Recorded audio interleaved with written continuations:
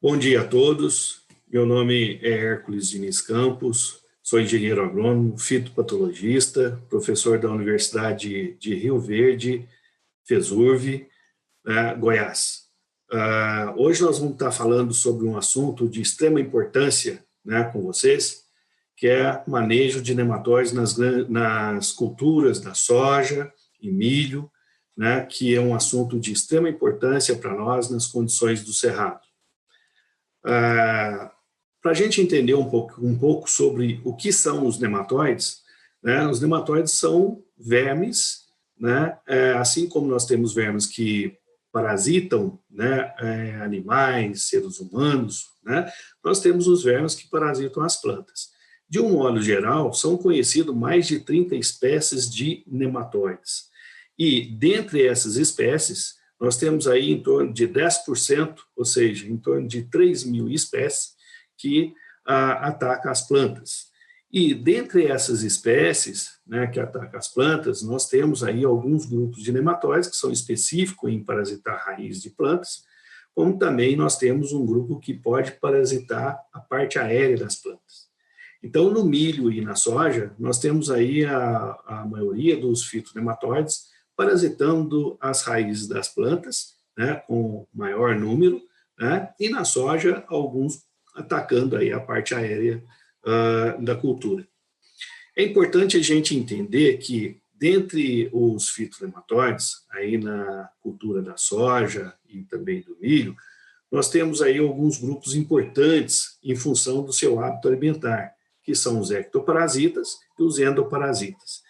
Então, os ectoparasitas, esses que ficam externamente aqui à raiz e introduzem apenas o estilete, e os endoparasitas, eles entram de corpo inteiro dentro da raiz, onde vão migrar e se alimentar. No entanto, nós temos, dentro dos ectoparasitas ou dos endoparasitas, aqueles que são migradores, se movimentam, mesmo externamente à planta, os ectoparasitas, ou aqueles endoparasitas dentro do tecido da planta, se vão causar ali lesões devido à sua movimentação.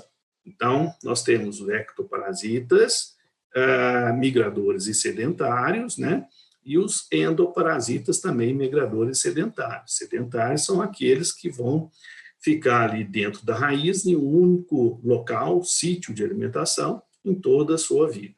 Então, isso aí é importante a gente conhecer esses hábitos alimentares aí dos nematóides para a gente entender melhor e posicionar melhor alguma estratégia de controle. Na cultura da soja, nós temos alguns grupos de nematóides de maior importância.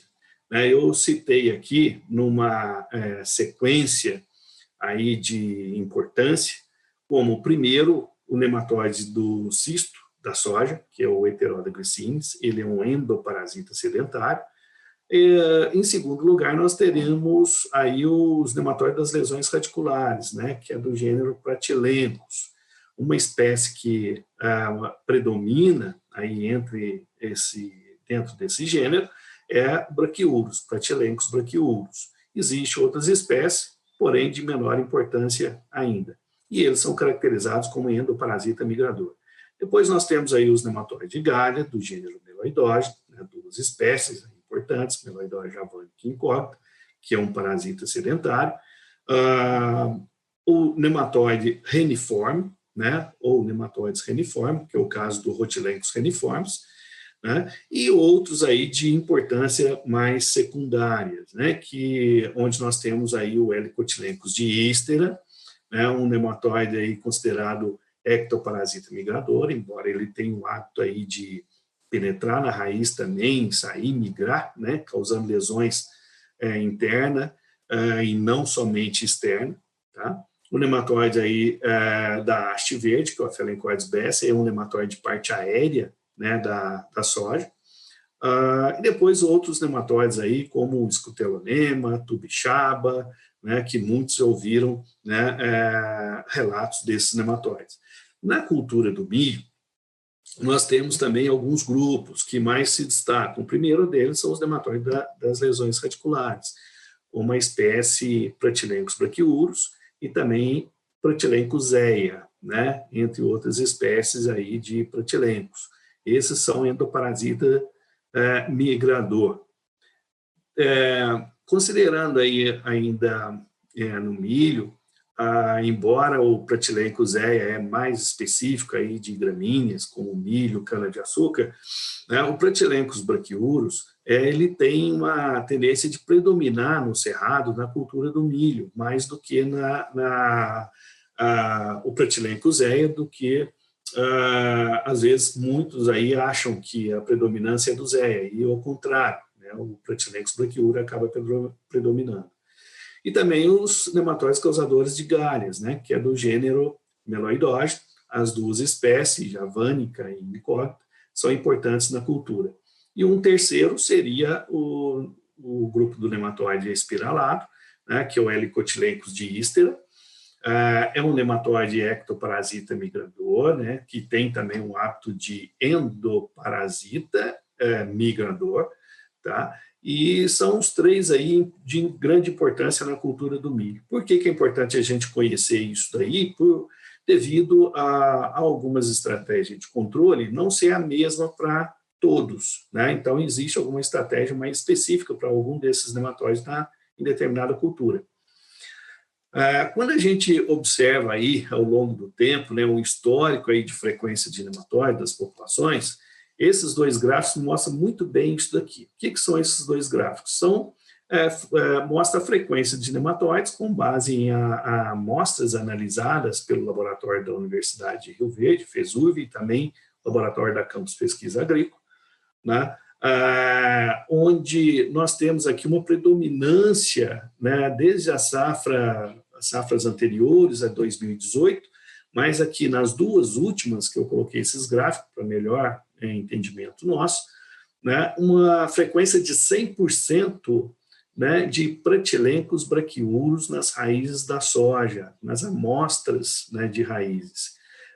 No solo, essa frequência é um pouco menor, mas a gente observa aqui, para o outro lado, que o Helicotylenchus diístera, que é a espécie de Helicotylenchus que ataca aí a soja, o milho, o algodão, né, as grandes culturas aí no cerrado, né, também tem uma frequência bastante significativa, principalmente aí no solo, né, não só na raiz, mas também no solo. A predominância desse nematóide é um pouco maior do que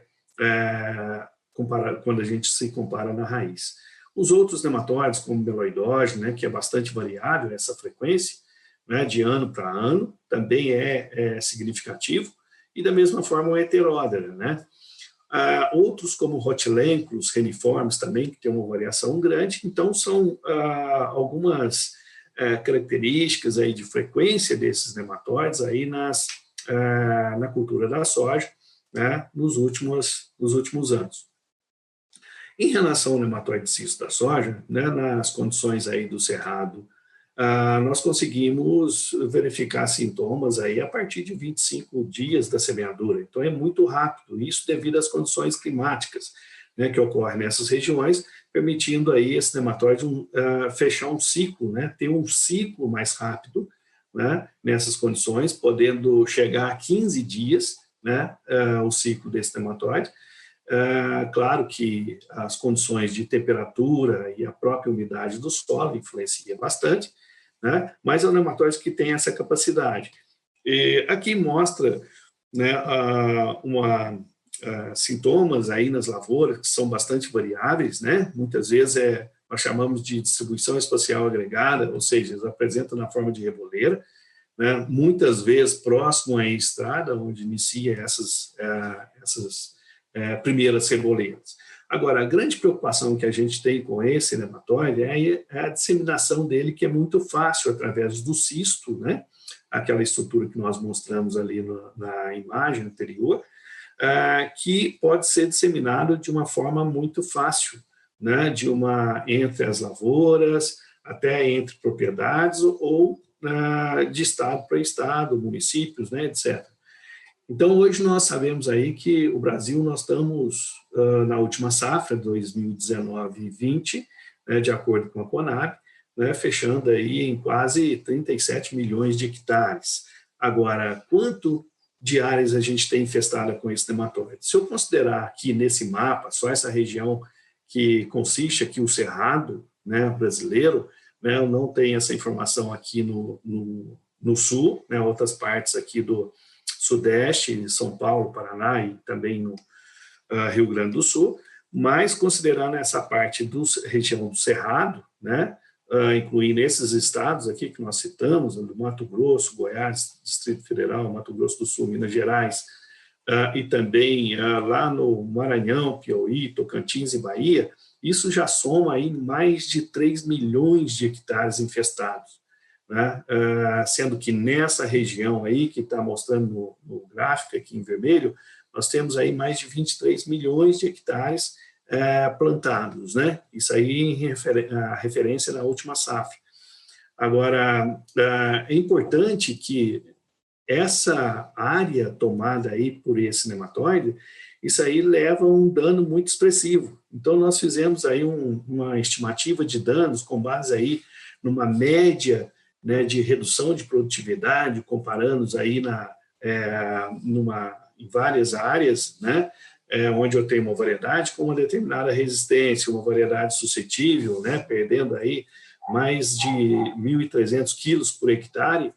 E se a gente considerar aí o valor médio da saca de soja de R$100, né, inferior ao que está sendo cotado ultimamente, né, nós estamos tendo aí uma perda, ou seja, nós estamos deixando aí perdido em torno de 6,5 bilhões, né, de reais aí só na última safra. Isso aí são um valor médio por safra, e na última safra nós tivemos isso aí.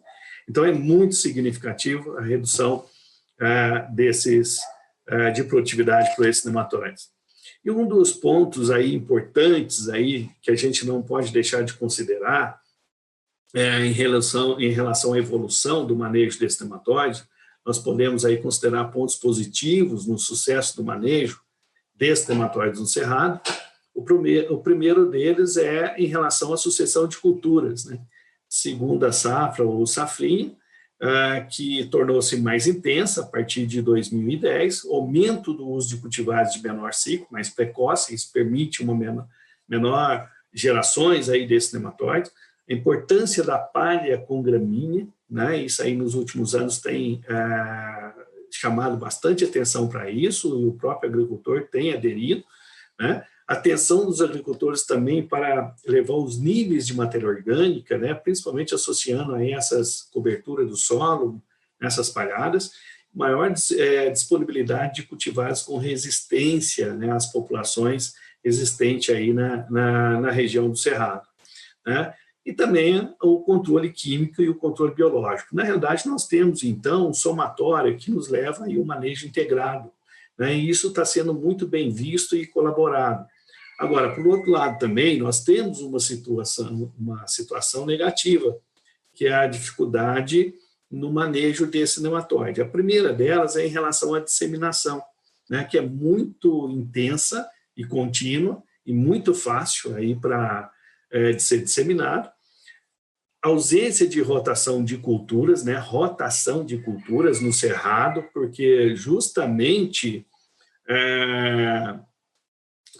nós temos aí uma situação de soja no verão e safrinha com milho na segunda safra, né? Hoje não se fala mais safrinha, segunda safra, né? E rotação de culturas tem sido aí mais restrito mesmo.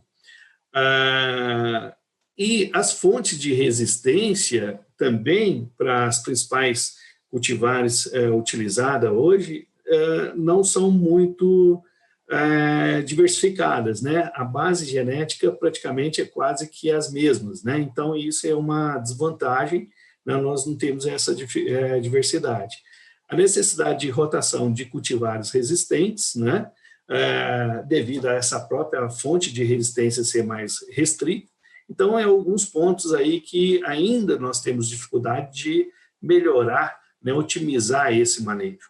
Aqui, aquilo que nós falamos, a questão da disseminação, né, desse nematóide, ele tem essa facilidade de disseminar por maquinários, né, veículos de transportes, né, caminhões, implementos, né, várias formas, água, né, várias formas, pode disseminar esse nematóide com maior facilidade. Aquilo que nós dissemos também, questão de fonte de resistência, ainda é muito limitada, né? São apenas praticamente 4, 5 fontes de resistência, né, para esse nematóide. Por outro lado, nós temos aí uma diversidade já bastante bacana aí de cultivares, né, no mercado, né, com resistência aí a esse nematóide. Não vou sim, entrar em detalhe em cada uma delas, mas a gente percebe que a maioria é resistente a uma única raça, 3, né? Por que isso? É devido a essa fonte disponível no mercado, né, essa base genética. Outro aspecto que nós mencionamos é a questão de palhada, matéria orgânica. O pessoal tem utilizado em regiões onde tem a disponibilidade de matéria orgânica, né, para ser adicionada ao solo, como cama de frango, né? Então, isso aí tem colaborado também. Quando se fala em rotação, sucessão de cultura, para esse nematóide, nós temos aí uma vantagem muito grande, que é a disponibilidade de material que nós temos no mercado. Por quê? Esse nematóide ele é bastante específico, né, na soja. Nós temos poucas plantas, ou seja, espécies de plantas que são boas hospedeiras. Uma delas é o feijão. As demais já são hospedeiras aí, não tão boas, né, como a gente tem aí a crotalária, o guandu, mas dá para a gente trabalhar por ela ser uma hospedeira aí já inferior, né, à soja, muito inferior à soja, mas também nós temos aí muitas outras, principalmente as gramíneas, né, aí já entra o milho, né, e outras gramíneas aí bastante interessantes para o manejo desse nematóide. Em relação aí a alternativas de controle químico ao nematóide cisto, né, hoje ainda é restrito aí produtos registrados, né, junto ao Ministério da Agricultura para o controle desse nematóide. Então, nós temos até o momento 3 produtos químicos registrados e também 3 produtos biológicos registrados especificamente para esse nematóide, o Heteroda glycines. Então, aí, com certeza, aí nos próximos anos vão entrar mais produtos registrados e aumentar aí a diversidade para o agricultor. Em relação ao meloidógeno, né, que é o nematóide das galhas, nós temos aí as 2 espécies, como mencionamos anteriormente, meloidógeno javanica e incógnita. Na soja é um nematóide extremamente importante, assim como no milho, porém a ocorrência dele é um pouco limitada, né, em relação aí aos demais nematóides. Nós podemos dizer que é um grupo de nematóide que ocorre com frequência, porém pontuais, né? Pontuais que eu digo em relação a algumas regiões, né, algumas áreas mais limitadas, né? Esse nematóide aí, ele tem uma característica de, em solos mais arenosos, isso contribui mais para os danos dele, devido ao quê? Uma maior disseminação, né? Então, os solos mais arenosos permitem uma maior disseminação desse nematóide e, consequentemente, um maior dano nas plantas. Normalmente, menor teor, esses solos com maior teor de areia, né, muitas vezes tem também um menor teor de matéria orgânica. Isso contribui muito, né, para a evolução desses nematóides nas plantas. A gente tem observado também que muitas regiões de cerrados, né, com temperaturas mínimas aí superiores a 20 graus Celsius, naquelas regiões mais quentes, né, vamos dizer assim, com uma quantidade de pluviométrica aí significativa, considerando aquelas safras aí sem estresse hídrico, né, entre os meses aí de novembro e fevereiro, os danos causados por esses nematóides, né, são bastante expressivos. Aqui eu tenho algumas imagens aqui mostrando aí áreas de soja com reboleira por esse nematóide, uma situação bem mais branda, né? Como também aqui numa situação mais grave, né? Uns danos maiores. Aqui as perdas foram extremamente severas, né? E aqui um sintoma que ocorre na folha da soja, que nós chamamos de sintoma de carijó, que é devido ao ataque desse nematóide aí na raiz das plantas. E o principal sintoma na raiz das plantas são a própria presença aí das galhas, né? Aqui eu tenho a área também infestada com meloidógeno incógnita, né? Os sintomas são os mesmos, a presença das galhas aí nas raízes, E dentro dessas galhas nós temos as presenças de fêmeas. Aqui elas estão com essa coloração avermelhada porque nós utilizamos um processo no laboratório para fazer aí essa visualização, ou seja, uma descoloração do tecido da raiz e uma coloração aí que se destaca para se observar a presença da fêmea nas galhas, né? Já em relação ao nematóide reniforme, que é o Rhotilencos reniformes, é um nematóide ainda mais pontual nas lavouras de soja. Esse nematóide, né, também ele ocorre em muitas áreas onde já teve histórico de cultivo de algodão. Embora ele não é um nematóide introduzido, é um nematóide nativo, a gente pode encontrar em populações aí muito baixas, em áreas, às vezes, de soja, do primeiro, segundo ano, tá? Onde não teve outras culturas, né? Às vezes estava até com um pasto degradado, mas a gente pode encontrar esse nematóide, mas em populações insignificantes, né? Não significantes. É um nematóide nativo, né? Assim como o meloidóide.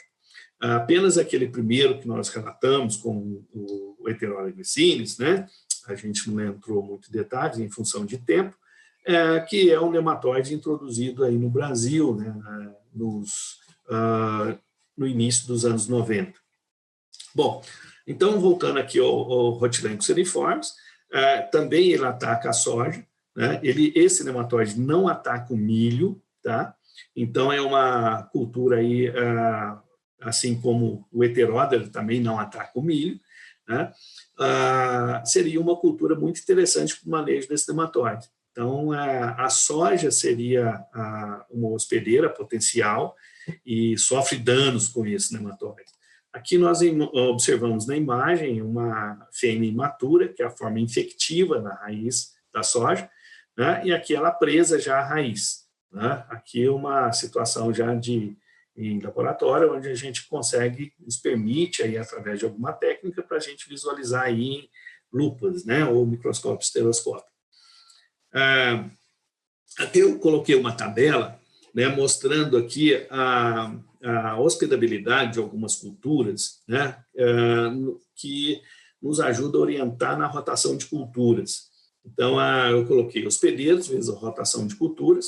Isso aqui é uma tabelinha adaptada, né, por alguns colegas e também alguns dados que a gente tem.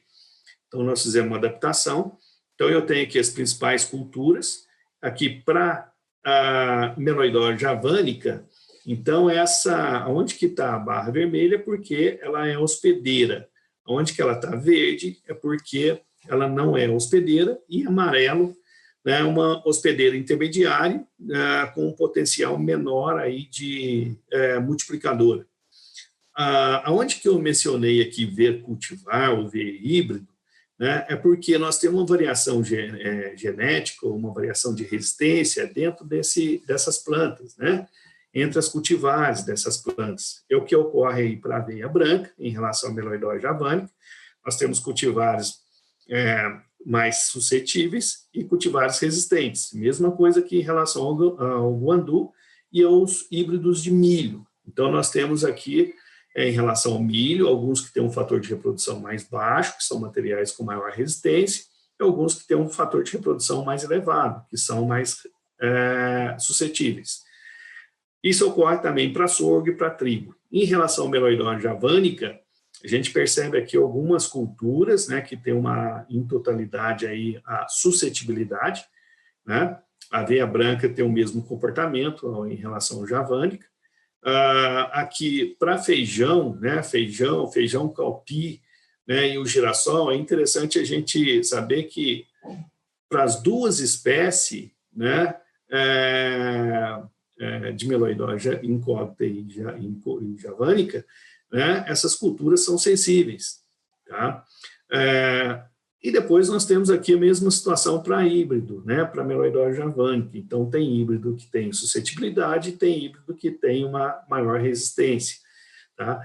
Quando a gente vai para Rhotilencos reniformes, olha só, principal cultura hospedeira, algodão, feijão, né, comum, feijão calpi, muitas vezes o pessoal pergunta, né, feijão guandu, Eu não coloquei aqui, claro, que a gente está falando dela, a soja, né, hospedeira, e só que nós temos aqui o maior número de plantas não hospedeiras, principalmente as gramíneas.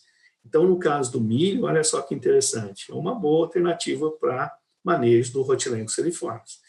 Então, isso aí dá para a gente ter uma ideia aí do que a gente pode estar trabalhando, né, em sucessão de cultura ou rotação de cultura, né, para controle desse nematóide. Bom, eu deixei aqui, por último, para a gente falar mais aqui do nematóide das lesões radiculares, que é o Pratylencos, né, o Pratylencos, principalmente o Brachyurus. Esse nematóide também é um nematóide nativo, tá, já presente aí no cerrado, bem antes aí de introdução das culturas, né, e ele foi adaptando cada vez melhor, né, nessas culturas, e com a monocultura, né, ele se intensificou mais aí os danos nas mesmas. Então, se a gente observar aqui, em relação a esses valores aí de populações de nematóides nesse gráfico, né, para cada gênero aqui que nós mencionamos, tá? Pratylencos, helicotylencos, e aí vai outros nematóides, mas chamando a atenção aqui do Pratylencos, a gente encontra aí um valor de nematóide por grama de raiz, né, bastante expressivo, e já no solo é menor. Então, isso aí, por ser um nematóide endoparasita migrador, ele está mais dentro da raiz do que no solo. Tá? E a frequência das análises aí nas raízes chega a 100%. Né? Então, se a gente verificar aqui em relação na área do cerrado, quanto, né, que a gente tem desse nematóide, qual que é a estimativa de área e danos, né? Se a gente considerar que nesses estados que nós marcamos aqui, nós estamos aí que praticamente 23 milhões de hectares, né? Quais as estimativas de danos? É muito simples, né? Se a gente observar alguns trabalhos já realizados por alguns colegas aqui, que uma população aí de 82 espécimes de Pratylencos por grama de raiz, ou em algumas situações, dependendo da cultivar, 65 espécimes por grama de raiz, isso leva à perda de uma saca de soja por hectare. Né? Se a gente considerar aqui que nós temos aqui praticamente 23 milhões de hectares, né? Basicamente nós vamos estar perdendo aí, né, 23 milhões de sacas de soja por safra. Se a gente colocar isso em valores, né, considerando aí a saca de soja na atualidade em torno, né, em média de R$100 por saca, né, olha só o que a gente pode estar perdendo aí, né, por safra, né, 2,3 bilhões. Né, se a gente for somando o que os outros nematóides vão causando aí de perdas, né, esse valor aí vai só aumentando, né? O que nós mostramos lá do Heteródera, só que já chega a quase 9 bilhões aí de reais por safra.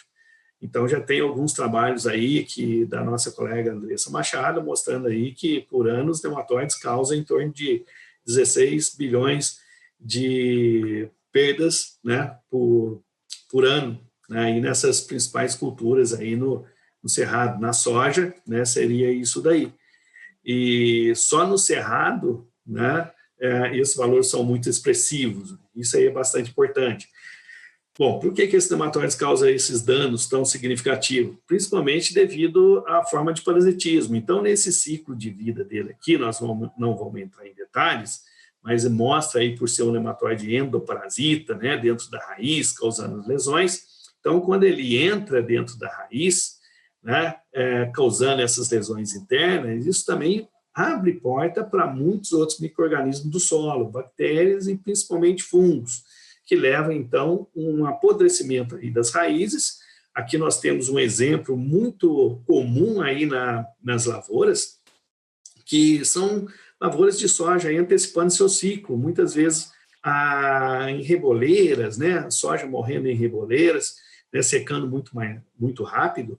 E quando a gente analisa, né, essas plantas, nós observamos aí muita presença aí de alguns fungos de solo, né, associado a essa morte precoce da soja, e em comum aí com a presença de populações altas de Pratylencos.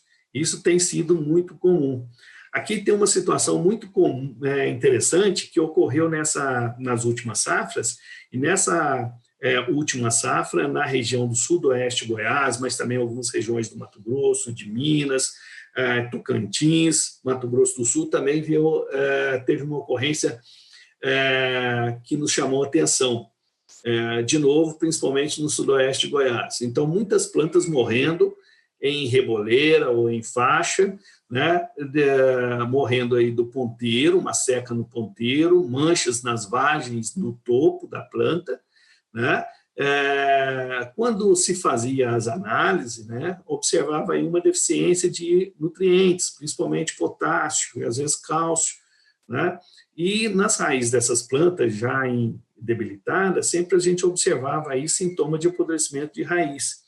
Então, quando a gente foi buscar algumas informações, nós verificamos que alguns trabalhos desenvolvidos aí pelos colegas aí da Embrapa, da Fundação Mato Grosso, né, mostraram que, de fato, estava tendo um déficit de potássio e cálcio na parte aérea da planta, na folha, analisada, nas vagens, né, levando a essas necroses. Isso também foi verificado pelos colegas aí da Fundação Chapadão, né, mostrando de uma forma bem clara, né, o déficit de potássio e cálcio aí nas folhas.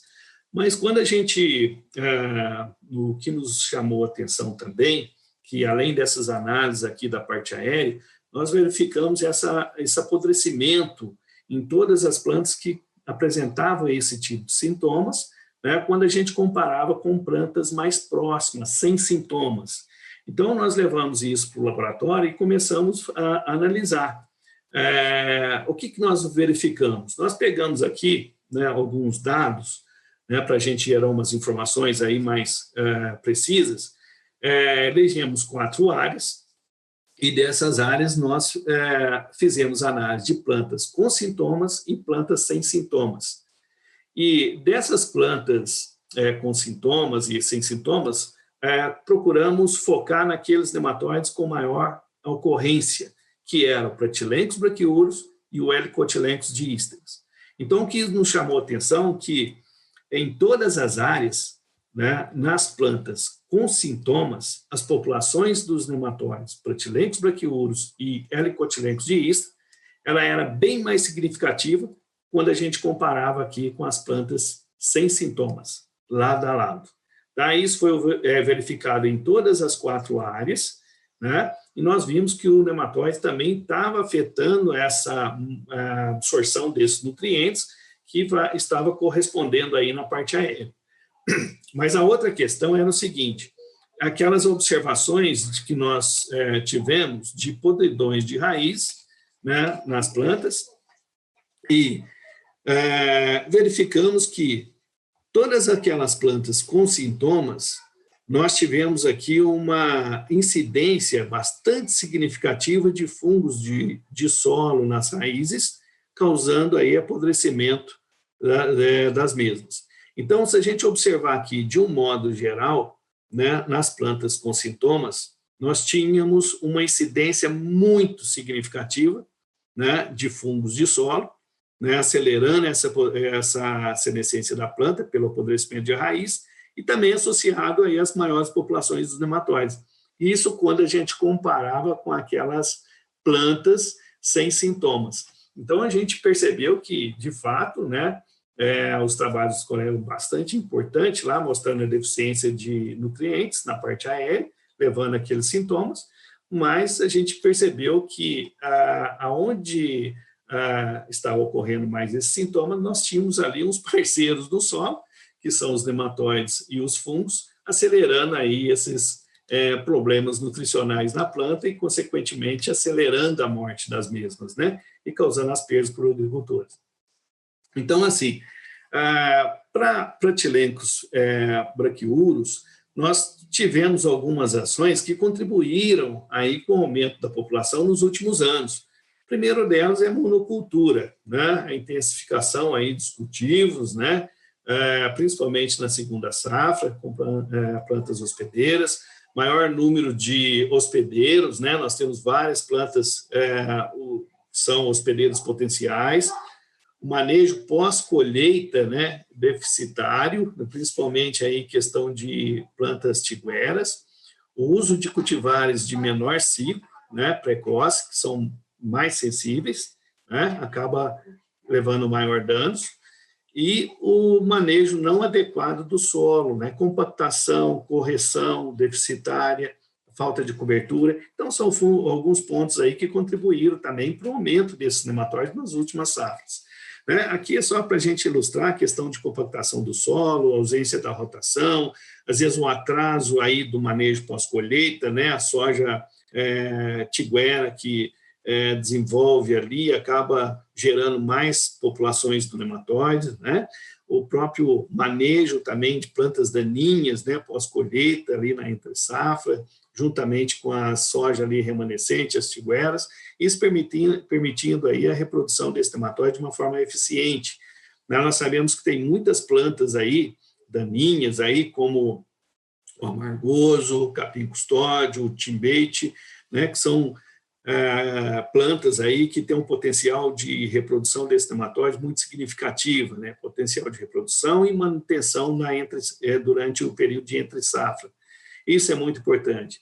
Hoje, o que o agricultor está fazendo em relação aí ao manejo com palhas, né, essa consórcio, aí, principalmente com braquiária e milho, aí nos cultivos de safrinhas, né, ou também com crotalária, isso tem contribuído de uma forma muito expressiva no manejo desse nematóide, principalmente pela matéria orgânica, elevação da matéria orgânica, né, formação de palhada, né, isso é uma das estratégias que tem dado uma condição de controle, né, um sucesso, né, o agricultor está tendo um sucesso muito grande com esse tipo de manejo, né, utilização de palhada, né, e, consequentemente, incrementando o teor de matéria orgânica no solo. A gente fala que um dos grandes inimigos dos nematóides é a matéria orgânica, porque, além de questão de nutricional, nós temos questão de microflora no solo, principalmente quando a gente vai trabalhar com alguns produtos biológicos, é importante que a gente tenha na superfície do solo essa proteção, essa cobertura. Isso vai contribuir para o estabelecimento daquele antagonista e, consequentemente, ele fazer um bom papel dele aí sobre os nematóides, ou seja, papel de antagonista. Protilencos braquiouros, né, é um nematóide que tem uma gama muito grande de hospedeiros, e isso nos dá uma dificuldade de se propor ou estabelecer algumas plantas para ser cultivada em rotação de cultura ou sucessão de culturas.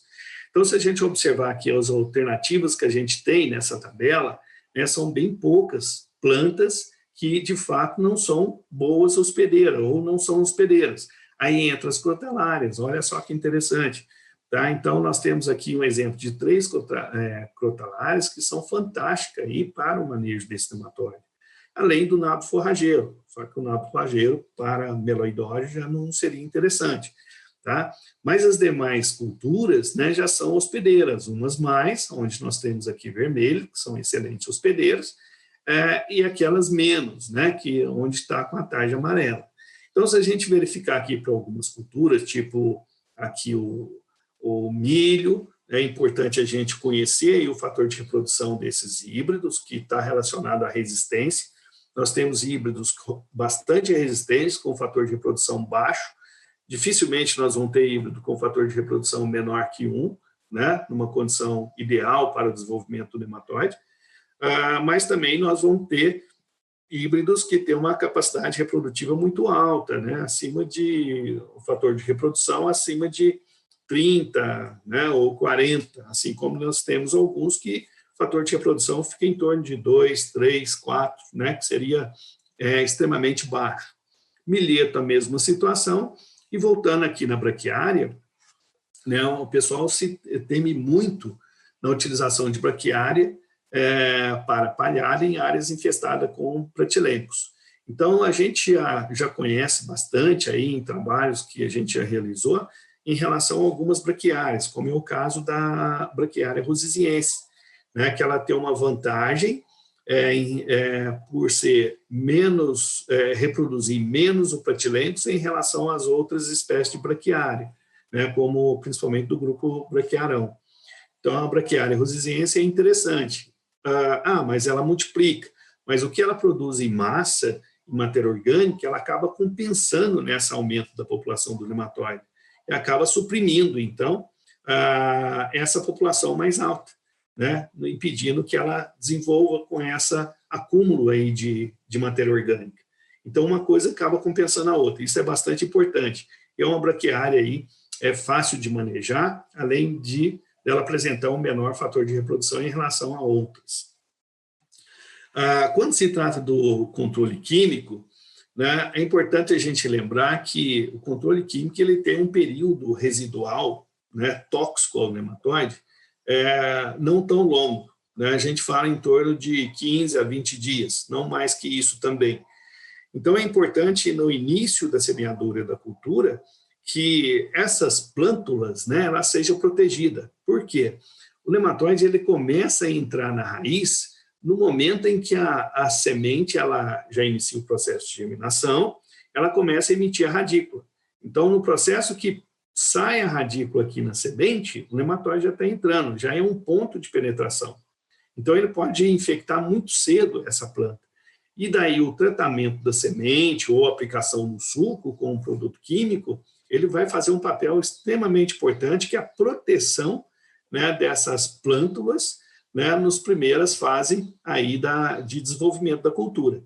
Tá? Então, ele vai contribuir muito bem, principalmente nessas fases que aumenta muito as raízes, né, estão em expansão, em volume, tá? Onde vai ter muitos pontos de penetração, que são essas raízes secundárias, terciárias, né, onde o nematóide vai entrar.